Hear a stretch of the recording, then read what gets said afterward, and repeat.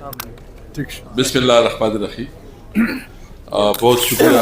सबसे पहले तो मैं अपने बलूचिस्तान की जितने हमारे साथी आए हैं, सिंध से जितने साथी आए हैं और पंजाब से, कश्मीर से और खैबर पख्तूनख्वा से जो सहाफ़ी हज़रात, हमारे वकला हज़रात, स्टूडेंट बहनें, सबका शुक्रिया अदा करता हूँ कि एक बहुत तवील नशिस्त हुई और पुरमाज़ डिस्कशन हुई। मैं 3-4 मिनट बात करूँगा, लंबी बात नहीं करता। 4 मिनट जी, बस वो चूँकि बातें बहुत ज़्यादा हो गई है। सबसे पहले तो ये है कि हमें ये यकीन है कि इज़्ज़त और ज़िल्लत अल्लाह के हाथ में। यह हमारा ईमान है कि मौत और ज़िंदगी का मालिक सिर्फ अल्लाह है। मालिक, खालिक, राज़िक अल्लाह है।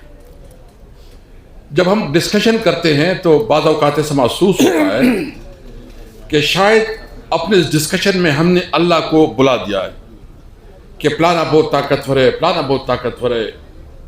ताकत सिर्फ एक अल्लाह की है।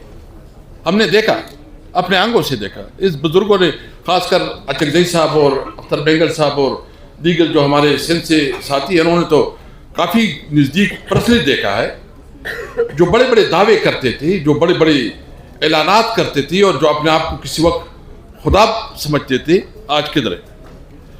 तो एक तो ये है कि हम जो जद्दोजहद करेंगे सब्र के साथ, हिम्मत के साथ, जुर्रत के साथ करेंगे इंशाअल्लाह, और हम रियलिस्टिक अप्रोच के साथ आगे बढ़ेंगे। जुर्रत और हिम्मत साथ होगा इंशाअल्लाह। मैं उम्मीद रखता हूँ ये अल्लाह ताला का निज़ाम है कि जब जुल्म बढ़ता है तो अल्लाह ताला कोई मूसा निकाल देता है। इस वक्त जो निज़ाम इतना जुल्म कर गया है कि इनके सर्वाइवल मजीद मुमकिन नहीं है। ये अल्लाह का उसूल नहीं है कि जुल्म एक ख़ास हद से बढ़ जाए। यानी हमारे साथ क्या नहीं हुआ।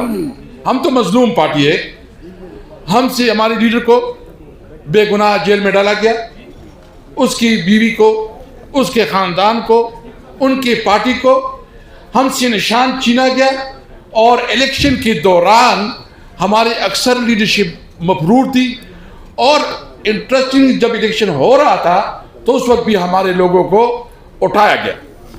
जो जबर, जो जुल्म, जो इंतहा हो गई।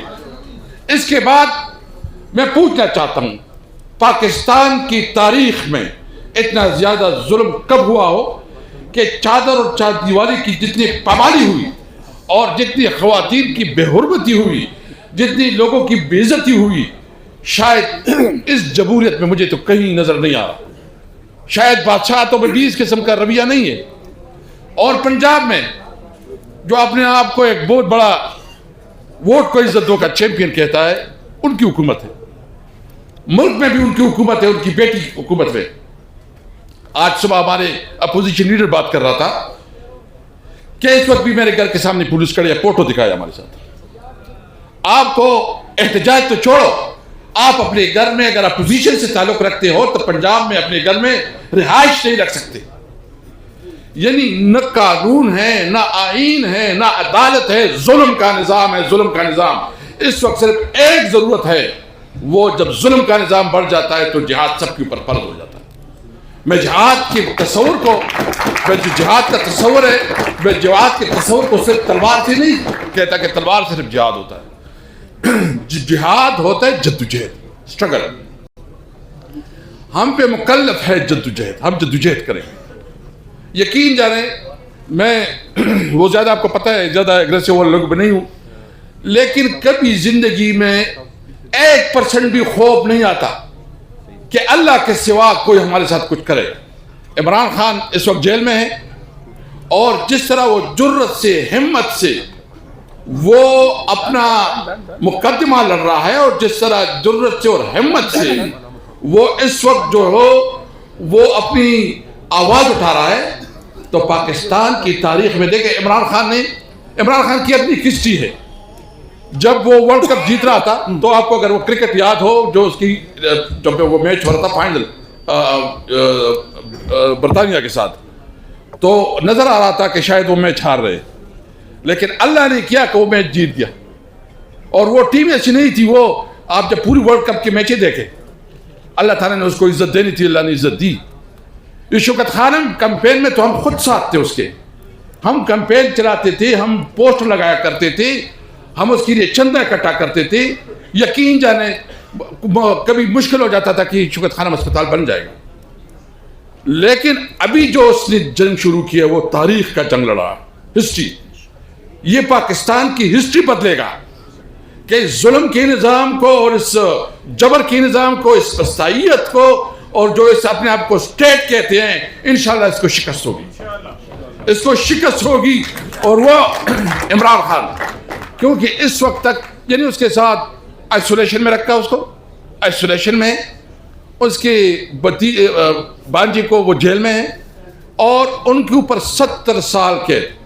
اچھا یہ بتا دے کہ بیرسٹر صاحب تو وکیل بھی ہے اور بھی سینئر وکیل ہمارے ساتھ بیٹھے ہیں، کہ کبھی اس طرح ہوا کہ فیصلہ سنایا جاتا ہے، فیصلہ بھی اس طرح کہ ابھی اس کا کونسل بھی نہیں پہنچا، ابھی وہ خود بھی نہیں پہنچی، ابھی اس کی رشتہ دار بھی نہیں پہنچی، اور پہلے سے جج صاحب نے جو ہے فیصلہ سنایا، جی آپ کو 17 سال قید. ماشاءاللہ جوڈیشری زندہ باد. یہ اگر جوڈیشری کا حیثیت رہے تو ملک میں انصاف کے لیے ہم کہاں جائیں. اور شاید یہ بھی کہا تھا کہ اگر آپ کی عمر 70 سال نہ ہوتی تو ہم زیادہ دیتے. ہاں یہ بھی کہا تھا، یہ بھی کہا ہے. اور مجھے بتائے کہ اگر ہمیں عدالت انصاف نہ دے تو کدھر جائے؟ ہم پہاڑوں میں چڑھے، ہم جنگلوں میں جائیں، یا انٹرنیشنل کورٹ آف جسٹس میں جائیں؟ آپ ہمیں دیوار سے نہیں لگا رہے، آپ اپنے آپ کو پوری پاکستانی قوم کو دیوار سے لگا رہے ہیں. آپ کا یہ خیال ہے جو سمجھتے ہیں، شہباز شریف اپنے آپ کو سمجھتا ہے کہ پتہ نہیں میں نے کتنی بڑی بڑی کام کیے ہیں. آج جو ہم نے اکنامکس کی جو اعداد و شمار پڑھے ہیں، جو کہ ہمارے 2-3 ساتھیوں نے پڑھے ہیں، آپ نے تو اکانومی کیا. اکانومی کیسے آگے بڑھے گی؟ آپ کے مغرب پہ اور آپ کے مشرق میں دونوں سرحدات آپ کے غیر محفوظ ہیں. انڈیا کے ساتھ تو آپ کا پرانا تنازع ہے، افغانستان کے ساتھ آپ نے نیا کیئر شروع کیا. آپ کی ایران کے ساتھ بھی کوئی اتنے اچھے تعلقات نہیں ہے، اور چائنا سے بھی شاید آپ کے ساتھ انڈرسٹینڈنگ کے مسائل ہے. اور نور علی نور یہ کہ صوبے میں خیبر پختونخوا میں انسرجنسی، بلوچستان میں انسرجنسی، اور آپ چاہتے ہیں کہ پولیٹیکل ٹرمائل بھی کرے تاکہ ملک خدا نخواستہ پاکستان کو جو ہے نا مزید خطرات سے دوچار کرے. سرحدات غیر محفوظ، انسرجنسی، اور ساتھ ساتھ پھر آپ ملک میں پولیٹیکل ٹرمائل چاہتے ہیں. ہمیں جو قومی ڈائلاگ کی بات کرتے ہیں تو قومی ڈائلاگ کا مطلب یہ نہیں ہے کہ ہم آپ سے کوئی بھیک مانگتے ہیں. قومی ڈائلاگ کا مطلب یہ ہے کہ یہ ہمارا ملک ہے، ہمارے بچوں کا مستقبل ہے. ہم چاہتے ہیں کہ جب ہم بات کریں تو قانون اور آئین پہ بات کریں. اور قومی ڈائلاگ کا ہمارا مطلب یہ نہیں ہے. قومی ڈائلاگ کا ہمارا مطلب ہے کیا ہے بیٹے کہ ملک میں آیا الیکشن فری اینڈ فیئر ہوگا؟ کیا ون مین ون ووٹ کا رسپیکٹ ہوگا؟ کیا جو عوام کے پاس قانون اور آئین نے حق دیا ہے کہ وہ اپنا نمائندہ چنے گا وہ اس کے پاس ہوگا، یا کوئی دفتروں میں بیٹھ کے فیصلے کرے گا کہ فلانا ایم این اے، فلانا ایم پی اے؟ یہ دستور یہ ہمیں منظور نہیں ہے. نہیں، بالکل نہیں ہو سکتا ہے. ہم ہر حد تک جائیں گے جو ہمارے پاس، جو ہمارا قانونی حق ہے. ہمارا قانونی حق ہے، آئین ہمیں حق دیتا ہے کہ پرامن احتجاج ہمارا قانونی حق ہے. پرامن احتجاج ہمارا قانونی حق ہے. ہم پرامن احتجاج کریں گے، ہم آواز اٹھائیں گے، ہم بات کریں گے. لیکن اس کا مطلب یہ نہیں ہے ہم آپ سے زیادہ پاکستانی ہیں.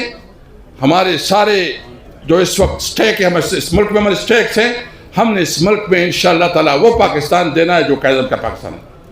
تحریک انصاف تو اس وقت وہ واحد پارٹی ہے جو بلوچستان کی نمائندگی رکھتی ہے، جو سندھ کی نمائندگی رکھتی ہے، جو کراچی کے مہاجروں کی نمائندگی رکھتی ہے، جو پنجاب کے پنجابیوں کی نمائندگی رکھتے ہیں، جو پختونخوا کی پختونوں کی نمائندگی رکھتی ہے.